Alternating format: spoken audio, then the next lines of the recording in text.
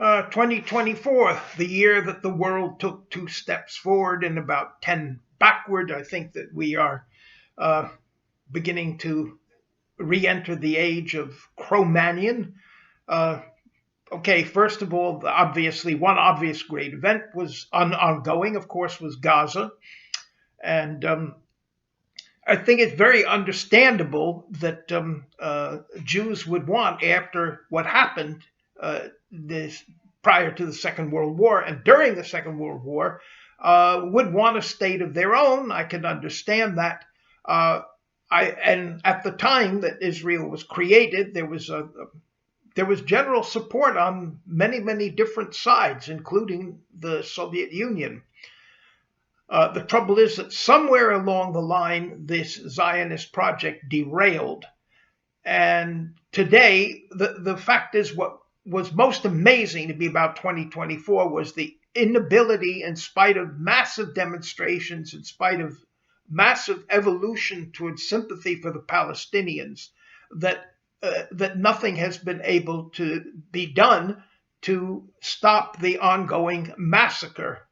And I can only say this, and I'm Jewish myself, if Israel thinks that it's going to get its security by killing 2 terrorists at the same time as it kills hundreds of men, women, and children, and that once peace is made, if it is ever made, that somehow the Palestinians are going to be in a very forgiving mood, I think is kind of off the charts.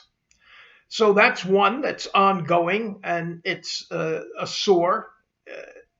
Now, another thing, of course, is the Ukraine. And I'm in a tough position here because, of course, I did not support the Russian invasion of the Ukraine.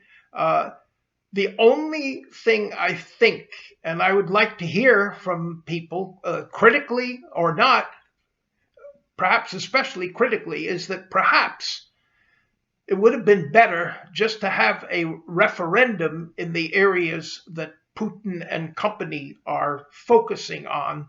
And if a majority of people voted to move to Russia, then I think that that's perhaps what should have been done and perhaps what may yet be done. I don't know on that one, but of course that's another ongoing tale of slaughter. Bravo 2024. I think sometimes we don't pay enough attention to Africa, and I think there were some very significant events there. One, again, on the macabre side, is Sudan, which got very little attention. There was civil war, there was a new country, South Sudan.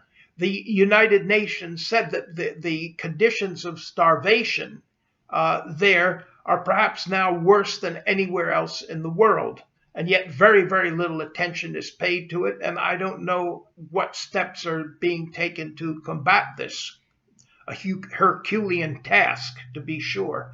The other thing that I thought was a moderately bright spot was Mali, Burkina Faso, and Niger are several of the former French colonies in Africa who are in the act of kicking the French out. And I think in some ways this is very positive. It's a positive way of saying, we're independent and we're kicking out the last vestige of our colonial history. Whether these regimes can do more than fire up the nationalism of the countries, whether economically or socially they will be any better, remains to be seen. Another thing that I thought was, of course, another major thing was Syria. And again, this is an area where there is some hope. Initially, we can get used to sometimes the fact that initial hopes are drowned out.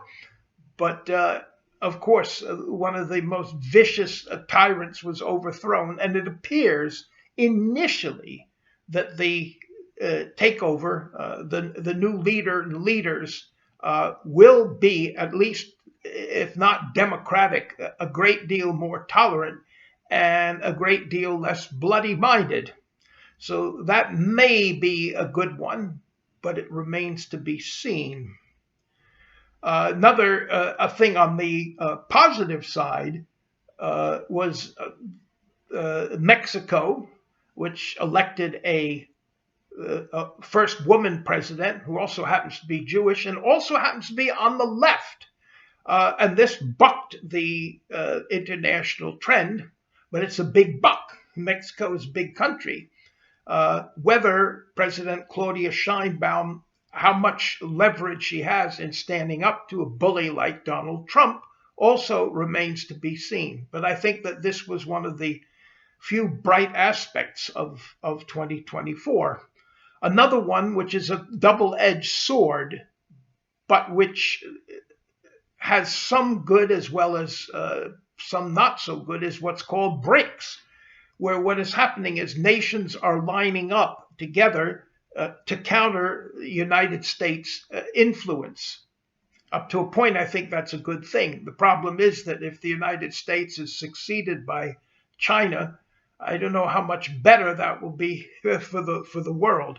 But BRICS, of course, is the alliance of China, India, Brazil, among others, and Russia, to counterbalance the influence of the United States. I think it would be a very healthy world if the influence of the United States continues to be reduced. That doesn't mean it will necessarily be better if any other particular country, for example, China, then begins to rule the world. The only consolation I can say about that is that so far, except for Taiwan, China seems to think that it can win economically by stealth almost, furtively going from one country to another and making investments, countering U.S. influence. I don't think that China is quite as military-minded as the U.S. in terms of looking for an empire. However, it is a very totalitarian society. So this again, the BRICS has its benefits and also its dangers. I think that the biggest thing of all, and I think most of you would agree, if anybody has held on with me so far, is the election of Donald Trump in the United States.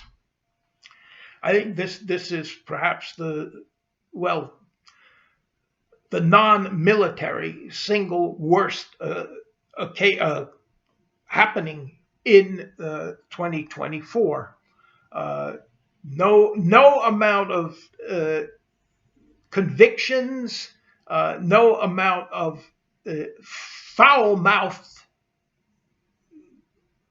statements, foul rage, totalitarian-mindedness.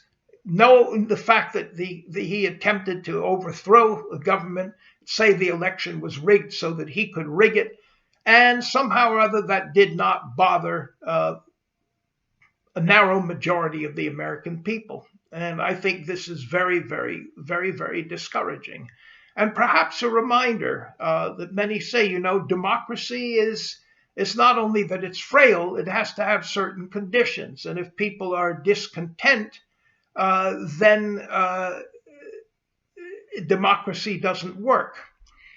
The problem is, I think I've said before, people in the U.S. had far worse conditions during the Depression and yet somehow managed to avoid voting for a fascist buffoon. I just think that it's very, very discouraging, the reasoning of people who did. I'm not talking about hardcore fascists or, MAGA nuts in a cult, but the non-MAGA people who supported Trump.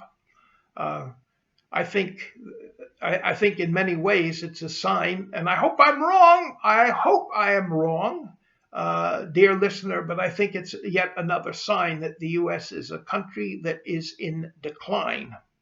A more recent sign being, but this is off 2024, is the fact that although the positive side of the U.S. is that it invented the first vaccines, the negative side of it is that a country as rich and supposedly sophisticated as the U.S. Suffered some of the highest death rates from COVID. And that, again, had a lot to do with America's so-called individualism, you know. So, and finally, I just want to point out Canada, because this is where I live. This is my country. And that is that it's very discouraging because Canada looks to be following in 2025 what happened to the US in 2024. There are so many similarities. There's an unpopular government in the US. There is an unpopular government in Canada, and perhaps rightly so to a point, although I think the vituperation and the sheer hatred that has come about to Trudeau is it's far from entirely justified. But it's the usual thing. I mean, people fought and died for the right to vote. And the way people use it is this simplistic, well, I don't like what this government is doing, so I'm going to try the other fellow, without, in my opinion, taking the personal responsibility of seeing what the other fellow's agenda is.